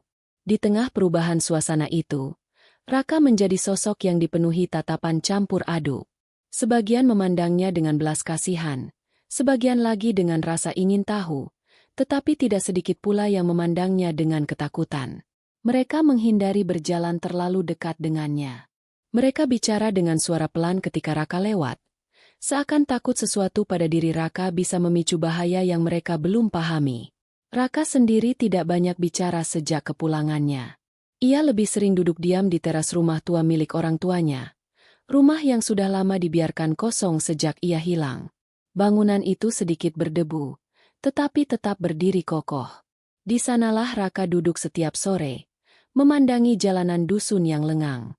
Matanya kosong, wajahnya tidak menunjukkan ekspresi jelas, tetapi dari sorotnya, terlihat bahwa ia sedang membawa beban lebih besar daripada yang mampu ditanggung seorang pemuda seusianya. Beberapa warga memperhatikan dari jauh. Mereka melihat bagaimana Raka duduk dalam diam selama berjam-jam tanpa bergerak banyak. Seolah tubuhnya ada di sana, tetapi pikirannya masih tersesat di kedalaman hutan yang gelap. Seringkali ia menunduk, menggenggam tanah di lantai teras, lalu melepaskannya perlahan. Gerakan kecil itu diulanginya berkali-kali, seakan ia sedang mencoba memastikan bahwa dirinya benar-benar kembali ke dunia yang pernah ia tinggalkan. Meski tidak ada harimau yang memasuki dusun setelah hari pertama itu, warga tetap merasa bahwa makhluk-makhluk itu tidak sepenuhnya pergi. Beberapa malam terdengar suara raungan jauh dari hutan, suara yang dalam dan berat. Wajah warga langsung pucat setiap kali mendengarnya. Setiap raungan seperti pengingat bahwa batas antara manusia dan hutan kini semakin tipis, dan tidak ada yang tahu apakah sewaktu-waktu kawanan harimau itu akan kembali muncul di jalan-jalan desa. Ketua dusun bersama beberapa orang tua kampung beberapa kali berkumpul untuk membicarakan keadaan. Mereka mencoba mencari jalan keluar, tetapi sulit untuk memutuskan apapun karena tidak ada yang benar-benar memahami apa yang terjadi pada Raka selama 1 tahun itu. Tidak ada yang berani mendekatkan diri untuk bertanya. Bahkan ketua dusun yang dikenal sebagai sosok pemberani pun lebih memilih mengamati dari kejauhan, khawatir pertanyaan yang salah bisa memicu sesuatu yang tidak mereka inginkan. Meskipun begitu, ada satu hal yang menjadi perhatian semua warga. Raka tidak pernah terlihat masuk ke hutan sejak ia kembali. Ia hanya tinggal di sekitar rumah, berjalan pelan di jalan dusun, atau duduk diam. Namun anehnya, pada malam hari, beberapa warga mengaku melihat bayangan besar di depan rumah Raka. Mereka mengatakan melihat sesuatu bergerak di semak-semak, seolah ada makhluk yang sedang menjaga dari kejauhan. Tidak ada yang benar-benar mengaku melihat harimau, tetapi dari cara mereka mendeskripsikannya, semua orang tahu bahwa bayangan itu hanya bisa milik makhluk hutan yang besar. Beberapa warga mulai ketakutan hingga sulit tidur di malam hari. Ada yang mengaku mendengar langkah kaki berat dari arah rumah Raka. Ada yang mengaku mendengar hewan mengendus-endus pagar rumah. Ada yang bahkan mengaku melihat mata kuning bersinar dari balik pepohonan. Meskipun tidak ada bukti jelas, desas-desus itu menyebar seperti angin, membuat seluruh dusun hidup dalam kecemasan. Ibu-ibu menjadi lebih protektif. Mereka menahan anak-anak di dalam rumah bahkan pada siang hari. Mereka tidak berani membiarkan anak-anak bermain di halaman terlalu lama. Mereka takut sesuatu dari hutan akan muncul tiba-tiba. Para ayah juga tidak berani membawa pulang kayu bakar dari hutan seperti dulu. Mereka memilih menimbun sisa-sisa persediaan lama. Bahkan untuk pergi ke sawah pun mereka berjalan berkelompok. Di tengah semua ketakutan itu, muncul perasaan bersalah di hati sebagian warga. Mereka merasa semestinya menyambut Raka dengan lebih hangat setelah kepergiannya yang panjang dan menyakitkan. Tetapi justru rasa takut menguasai mereka. Mereka ingin mendekat, ingin menanyakan keadaannya, ingin memastikan apakah ia membutuhkan bantuan. Namun keberadaan harimau yang menyertainya serta perubahan mencolok pada diri Raka membuat mereka menahan langkah. Sementara itu, keadaan batin Raka tampak tidak stabil. Meski ia kembali ke dusun, ia terlihat tidak sepenuhnya kembali menjadi dirinya yang dulu. Ada momen ketika tubuhnya bergetar halus, seolah ia menahan sesuatu. Ada saat-saat ia menutup telinganya, seperti sedang menghindari suara yang hanya ia sendiri yang bisa dengar. Ada kalanya ia memandangi hutan lama sekali tanpa berkedip, seakan ada sesuatu di sana yang memanggilnya. Semua itu membuat warga semakin yakin bahwa ada hubungan aneh yang terbentuk antara Raka dan hutan selama ia menghilang. Suatu sore, beberapa warga yang sedang berkumpul melihat Raka berdiri di tepi dusun memandangi hutan dalam diam. Angin sore meniup rambut panjangnya yang sudah kusut. Tubuhnya tampak sangat kurus, seolah ia baru saja melewati tahun penuh penderitaan. Ia berdiri tegak namun tampak rapuh, seakan sedikit angin saja bisa membuatnya tumbang. Warga yang melihat tidak berani mendekat, tetapi mereka juga tidak bisa memalingkan wajah. Ada sesuatu pada sikap Raka yang membuat mereka yakin bahwa ia sedang berjuang dengan sesuatu yang tak terlihat. Dari kejauhan, terdengar suara geraman pelan dari hutan. Suara itu tidak keras, namun cukup membuat bulu kuduk warga meremang. Wajah Raka berubah sedikit. Matanya berkedip perlahan, kemudian ia menunduk. Seakan suara itu menyampaikan pesan yang hanya ia yang mengerti. Setelah itu ia kembali berjalan menuju rumah tanpa mengatakan apa-apa. Sejak hari itu, warga mulai percaya bahwa Raka mungkin tidak sepenuhnya kembali sebagai manusia yang sama. Mereka mulai membicarakan kemungkinan bahwa hutan telah mengambil sebagian dari dirinya. Mereka tidak mengatakannya secara terang-terangan, tetapi tatapan mereka setiap kali melihat Raka menjelaskan semuanya. Mereka merasa bahwa Raka sedang membawa sesuatu dari hutan, entah itu kutukan, entah itu ikatan aneh, atau mungkin sesuatu yang lebih gelap yang tidak bisa mereka pahami. Meski begitu, tidak ada yang bisa benar-benar menjauhi Raka sepenuhnya. Mereka masih manusia yang pernah mengenalnya, yang pernah bermain bersamanya, bekerja bersamanya, dan melihatnya tumbuh. Karena itu, setiap kali Raka lewat, beberapa warga menundukkan kepala bukan karena takut, tetapi karena tidak tahu bagaimana harus menghadapi seseorang yang telah kembali dari jurang maut. Hari demi hari berlalu, namun kecemasan warga tidak juga mereda. Justru semakin bertambah. Raungan harimau semakin sering terdengar dari hutan. Suara ranting patah kadang terdengar di malam hari, membuat warga menutup jendela dengan tangan yang gemetar. Kadang terdengar suara langkah pelan mengitari rumah penduduk. Kadang terdengar suara nafas berat dari luar pagar. Dusun itu seakan hidup dalam perasaan bahwa setiap malam adalah ancaman. Tidak ada yang tahu apakah besok masih aman, atau apakah kawanan harimau itu akan kembali muncul seperti hari pertama Raka pulang. Bahkan ketenangan di siang hari pun bukan lagi ketenangan yang sesungguhnya, melainkan ketenangan palsu sebelum bahaya datang lagi. Semua ini membuat warga semakin yakin bahwa kedatangan Raka bukan hanya tentang kembalinya seorang pemuda. Itu adalah awal dari sesuatu yang jauh lebih besar, lebih gelap, dan lebih menyakitkan. Tidak ada yang berani mengatakannya dengan lantang, Tetapi setiap orang mengerti bahwa mereka sedang berdiri di ambang sesuatu yang belum pernah dialami sebelumnya. Hari-hari berikutnya pun berjalan dengan suasana yang sama. Diam, waspada, dan penuh ketakutan yang tidak pernah pergi. Dan seiring waktu, warga mulai menyadari bahwa hutan tidak hanya membawa kembali Raka, tetapi juga membawa kembali misteri yang jauh lebih menakutkan dari sekadar kawanan harimau. Perubahan pada diri Raka tidak muncul sekaligus. Semuanya datang perlahan, seperti bayangan gelap yang merayap tanpa suara. Pada hari-hari awal setelah ia kembali, warga hanya melihatnya sebagai pemuda yang lelah, trauma, dan butuh waktu untuk pulih. Namun semakin waktu berjalan, semakin jelas terlihat bahwa perubahan itu bukan hanya akibat lelah atau takut, tetapi sesuatu yang jauh lebih dalam, lebih aneh, dan lebih sulit dijelaskan. Raka sering terlihat berdiri di luar rumah saat malam tiba. Ia tidak memegang lampu minyak, tidak membawa selimut, dan tidak mencoba menghangatkan diri. Ia hanya berdiri diam di bawah langit gelap, tanpa bergerak banyak. Warga yang mengintip dari balik jendela melihat bagaimana tubuhnya berdiri tegak seakan sedang mendengar sesuatu yang tidak terdengar oleh telinga manusia biasa. Ia memandang ke arah hutan dengan mata kosong yang sesekali berkedip lambat. Wajahnya yang tirus tampak semakin pucat bila diterpa cahaya bulan, membuat beberapa warga gemetar setiap kali melihatnya. Pada beberapa malam tertentu, warga mendengar suara aneh dari arah rumah Raka. Suara itu bukan suara manusia, tetapi juga bukan suara hewan sepenuhnya.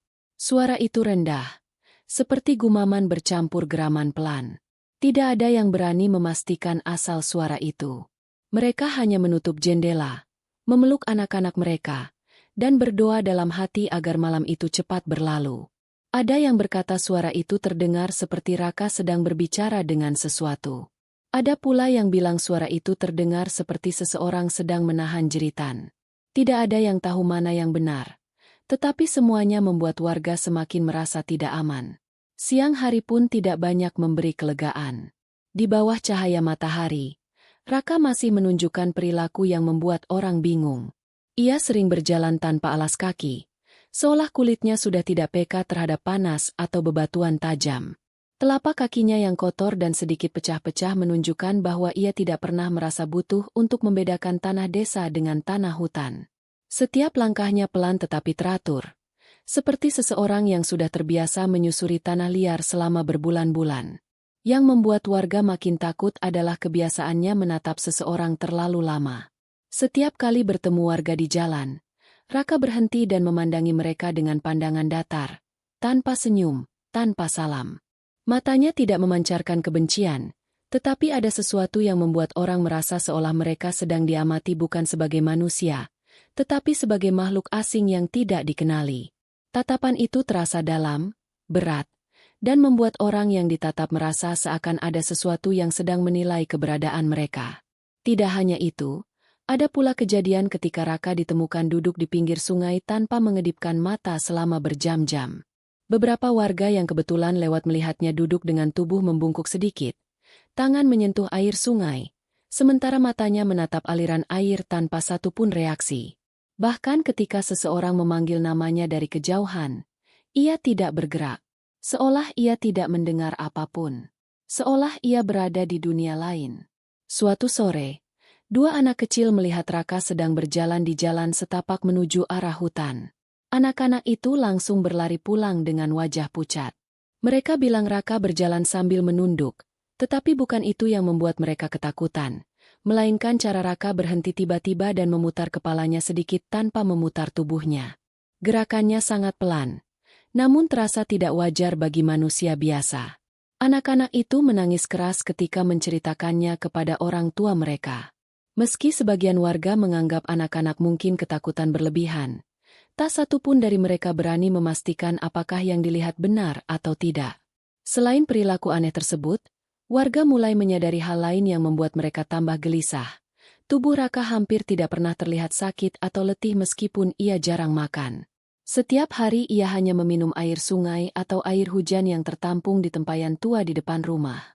Ia jarang terlihat menyentuh makanan dari warga yang kadang meninggalkannya di depan rumah. Warga mengira ia terlalu trauma untuk makan, tetapi semakin lama, Mereka menyadari bahwa tubuh Raka tetap kuat meski hampir tidak mendapat asupan nutrisi layak. Ada satu kejadian yang benar-benar membuat seluruh dusun terdiam beberapa hari. Pada suatu pagi, beberapa warga melihat beberapa goresan panjang di lengan Raka. Goresan itu tampak seperti bekas cakaran hewan besar. Namun yang membuat semua orang gemetar adalah cara luka itu mengering begitu cepat.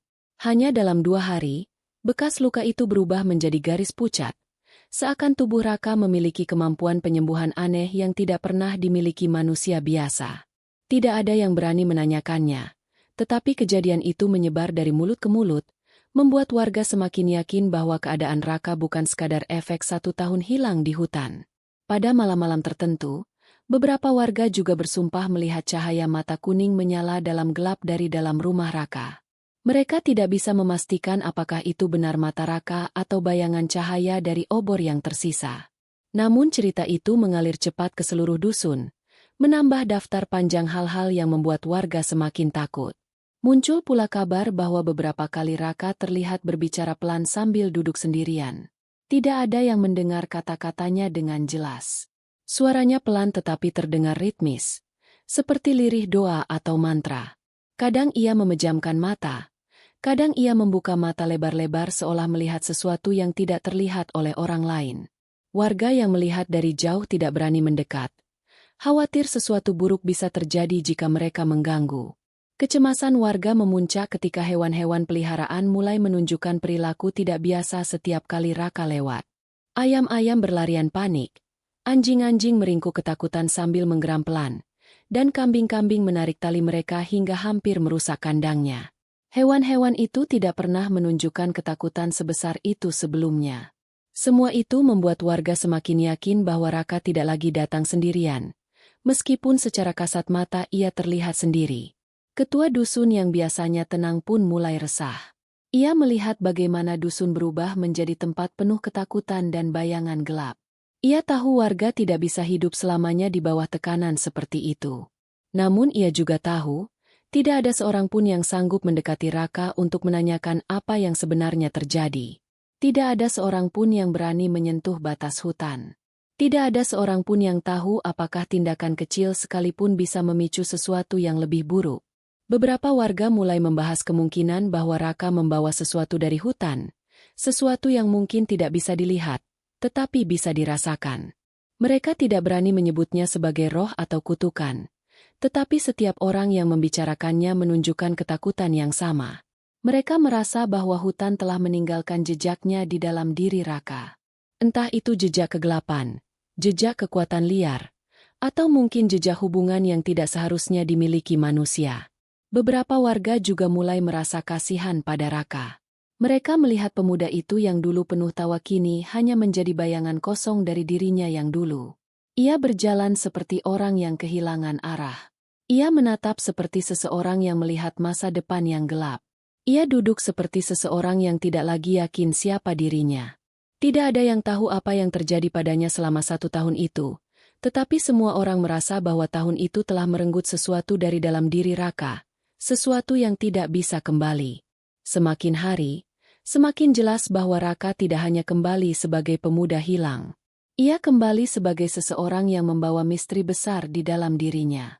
Misteri itu semakin lama semakin terlihat, semakin kuat, dan semakin membuat warga merasa bahwa mereka tidak hanya hidup berdampingan dengan manusia biasa, tetapi dengan seseorang yang membawa jejak hutan dalam setiap langkahnya. Dusun yang dulu damai kini seakan hidup dalam bayang-bayang ancaman yang tidak terlihat. Warga menutup pintu lebih awal, menghindari keluar rumah pada malam hari, dan berdoa lebih sering. Semua perubahan pada diri Raka, sekecil apapun, membuat mereka semakin yakin bahwa sesuatu yang gelap sedang tumbuh di dalamnya. Dan semakin hari, semakin jelas bahwa perubahan itu belum mencapai puncaknya. Masih ada sesuatu yang menunggu untuk muncul. Sore itu, langit dusun dipenuhi awan kelabu seakan ikut merasakan suasana yang mencekam. Angin berembus pelan, membawa suara-suara resah warga yang berkumpul di lapangan tengah desa. Setelah kemunculan kawanan harimau yang mengiringi langkah Raka, seluruh dusun dipenuhi ketakutan bercampur kebingungan. Tidak ada satupun yang berani mendekat. Tetapi tidak ada juga yang sanggup memalingkan pandangan dari pemandangan aneh yang baru saja terjadi. Harimau-harimau itu tidak menyerang, tidak meraung, dan tidak menunjukkan tanda-tanda ingin melukai. Mereka hanya berdiri mengelilingi Raka, seolah menjadi penjaga setia yang melindungi sesuatu yang lebih besar dari sekadar seorang pemuda yang dulu hilang.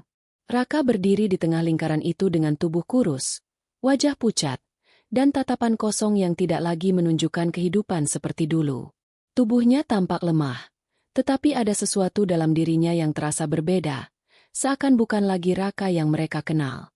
Semua warga yang hadir merasakan hal yang sama. Ada hal besar yang tidak diketahui, sesuatu yang mengerikan, sesuatu yang Raka bawa dari hutan terlarang itu. Meski begitu, tak ada yang mampu berbicara, karena suasana dipenuhi rasa ngeri yang sulit dijelaskan dengan kata-kata. Mereka hanya menunggu, berharap seseorang dari keluarga Raka melangkah maju dan mencari tahu apa yang sebenarnya terjadi. Ibu Raka, yang sedari tadi gemetar di antara kerumunan, akhirnya memberanikan diri melangkah pelan. Setiap langkahnya terasa berat, seakan tanah menahan kakinya agar tidak mendekat. Namun dorongan naluri seorang ibu membuatnya tak mungkin berhenti. Air mata jatuh satu persatu di pipinya saat ia memandangi anaknya yang seperti tidak lagi mengenalnya. Raka, ucapnya lirih, suaranya bergetar, hampir tidak keluar. Ia berharap Raka akan merespons, tersenyum, atau sekadar mengangguk seperti dulu setiap kali dipanggil. Namun yang terjadi justru sebaliknya. Raka tidak menoleh. Ia berdiri kaku, memandang jauh ke arah hutan seolah masih terhubung dengan sesuatu yang berada di dalamnya. Para warga menahan napas. Mereka menunggu apakah harimau-harimau itu akan bereaksi terhadap kehadiran sang ibu. Namun, anehnya, harimau-harimau itu justru merendahkan tubuhnya, seolah memberi jalan bagi perempuan itu untuk mendekati putranya. Perilaku itu semakin membuat warga gelisah. Bagaimana mungkin binatang buas sebesar dan sebanyak itu bisa tunduk pada sesuatu yang tidak mereka pahami? Mengapa mereka begitu patuh? Seakan memahami keadaan? Semua itu menambah rasa ketakutan yang menyelimuti desa. Saat sang ibu akhirnya berdiri tepat di depan Raka, ia mengangkat tangannya perlahan, ingin menyentuh wajah anaknya yang tampak dingin. Namun sebelum tangannya benar-benar mencapai pipi Raka, pemuda itu mundur selangkah. Gerakan kecil itu justru terasa seperti hantaman besar bagi perempuan yang sudah menunggu setahun tanpa kabar. Rasa sedihnya berubah menjadi perih yang jauh lebih dalam. Ia menatap mata Raka yang kini gelap, seperti tidak lagi berisi cahaya kehidupan. "Nak, ini ibu. Kamu pulang, ya?" bisiknya lagi. Namun Raka tetap tidak menjawab. Tiba-tiba, Raka mengangkat tangannya dan menunjuk ke arah hutan terlarang. Gerakannya lambat tetapi tegas, seakan ada sesuatu di sana yang memanggilnya.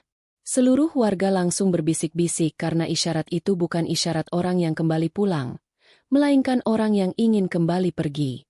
Mata Raka tampak menyimpan ketakutan sekaligus keterikatan yang sulit dimengerti. Seolah hutan itu bukan hanya tempat ia tersesat, tetapi tempat yang kini mengikatnya seperti bayangan yang tak bisa dilepaskan. Ayah Raka yang sejak tadi mencoba tegar akhirnya tak tahan lagi. Ia melangkah maju, menahan bahu istrinya agar tetap kuat. "Raka, kamu dengar ayah? Kamu sudah pulang. Kamu tidak perlu kembali ke sana," ucapnya dengan suara dalam yang penuh harapan. Namun, lagi-lagi tidak ada respons. Raka tetap menatap hutan itu sambil melangkah mundur sedikit. Harimau-harimau di sekelilingnya bereaksi, berdiri dan bergerak mengikuti langkah kecil Raka, seolah menyelaraskan diri dengannya. Warga mulai panik.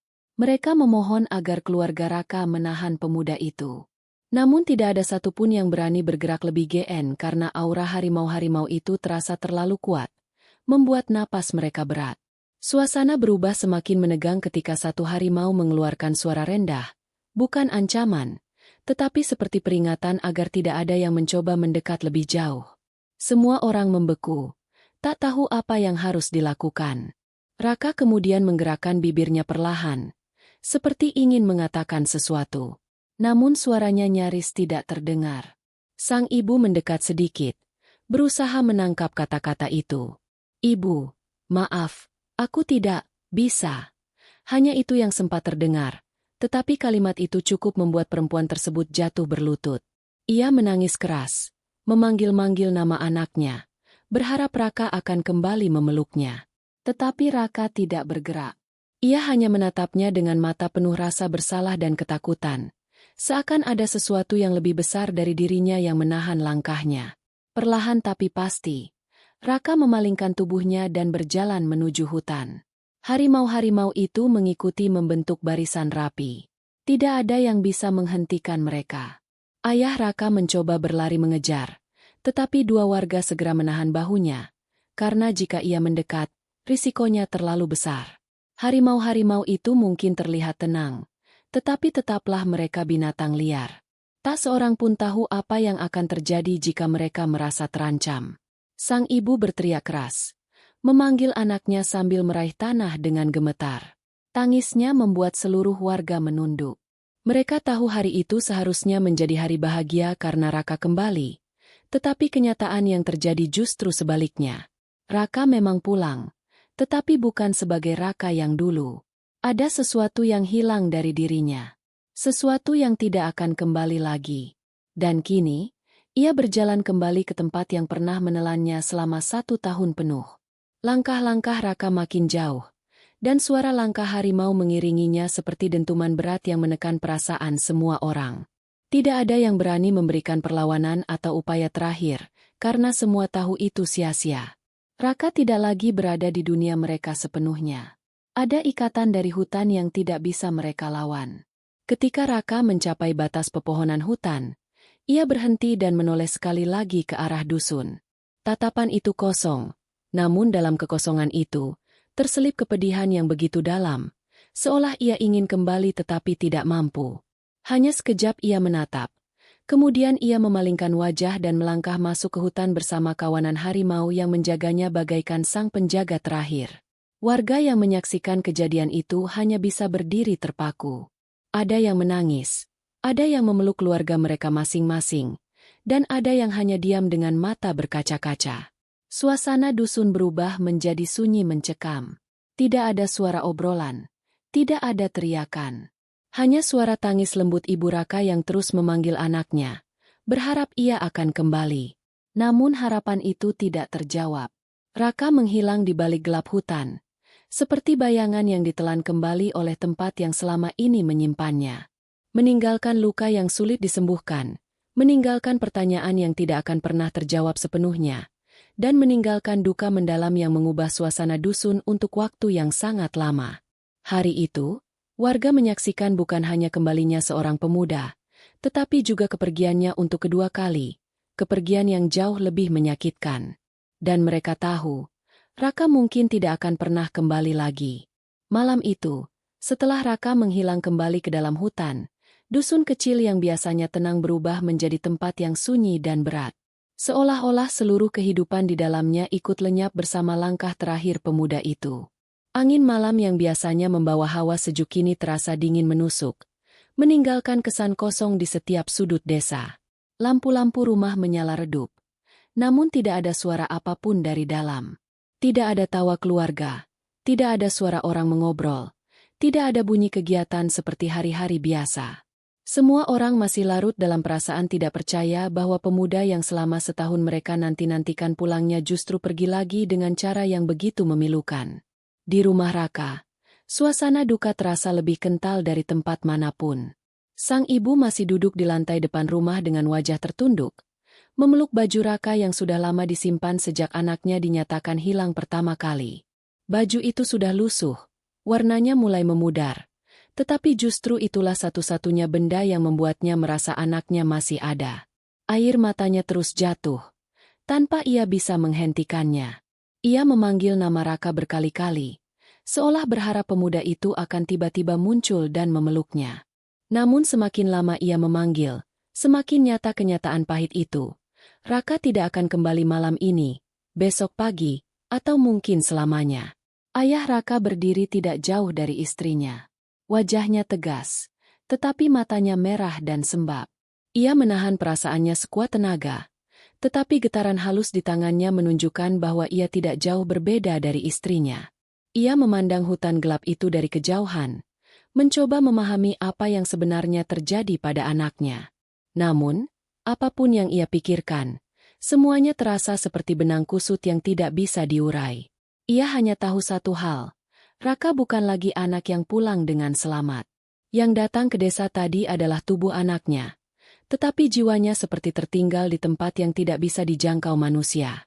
Sementara itu, warga dusun mulai berkumpul di balai desa. Mereka tidak bisa tidur. Setiap orang membawa rasa takut, sedih, dan bingung. Banyak dari mereka yang bergumam bahwa kejadian itu adalah pertanda buruk. Ada pula yang menyalahkan diri sendiri karena tidak berbuat lebih banyak. Namun sebagian besar hanya bisa diam, karena tidak ada jawaban yang bisa mereka temukan. Mereka merasa bersalah karena tidak bisa menolong Raka, tetapi mereka juga takut karena tidak memahami apa yang menguasai pemuda itu saat ia kembali bersama kawanan harimau. Tetua dusun, yang sudah puluhan tahun hidup dekat dengan hutan, hanya duduk bersandar pada tongkat kayunya. Raut wajahnya muram, seolah ia tahu sejak awal bahwa tidak ada akhir bahagia dari perjalanan Raka. Ia menghela napas panjang dan berkata pelan pada warga yang mengelilinginya bahwa beberapa jiwa tidak akan kembali sepenuhnya jika pernah hidup terlalu lama di tempat yang tidak seharusnya dihuni manusia. Kata-kata itu membuat warga semakin takut dan bersedih. Mungkin memang ada sesuatu yang terjadi pada Raka selama 1 tahun itu, sesuatu yang tak terbayangkan, sesuatu yang membuatnya tidak lagi bisa hidup seperti manusia biasa. Hari-hari berikutnya berlalu dengan lambat. Setiap pagi warga bangun dengan rasa cemas, takut kalau kawanan harimau itu akan kembali.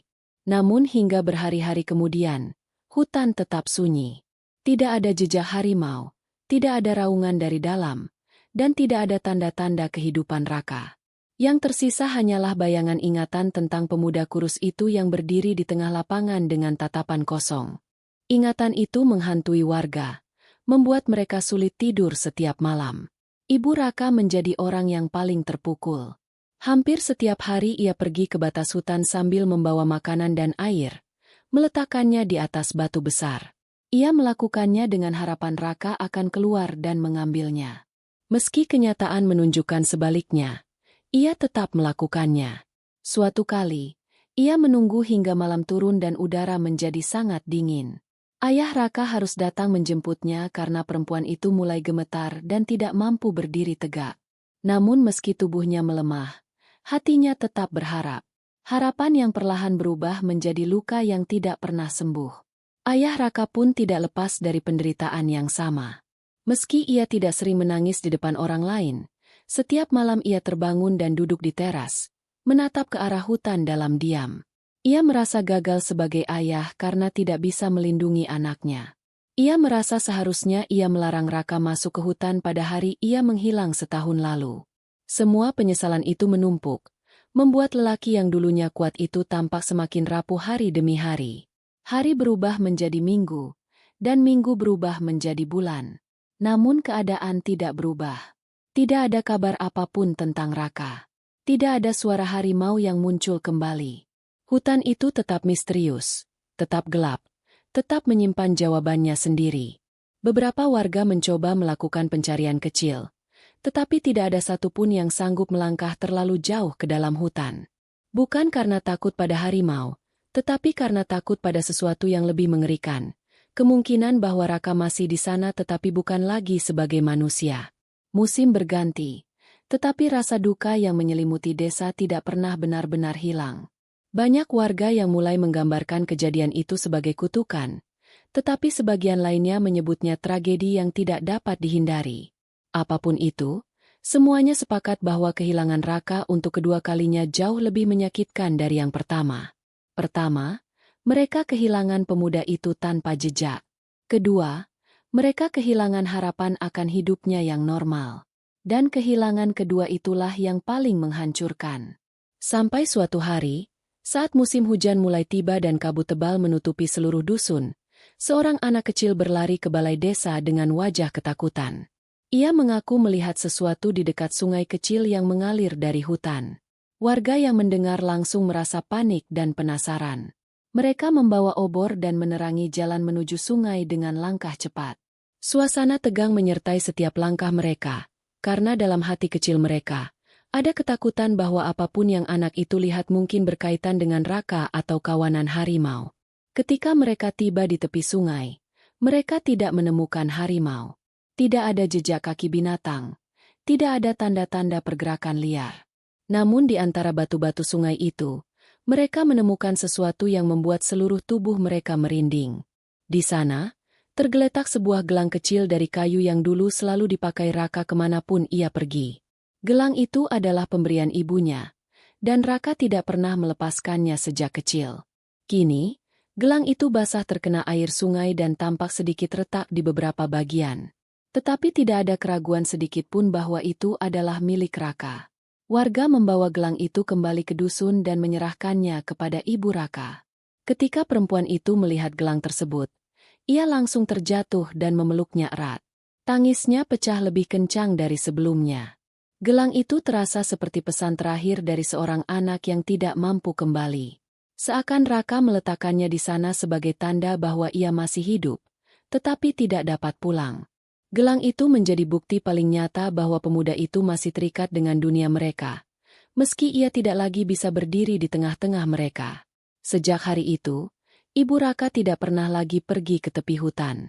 Ia mulai jarang berbicara, dan kesehatannya menurun drastis.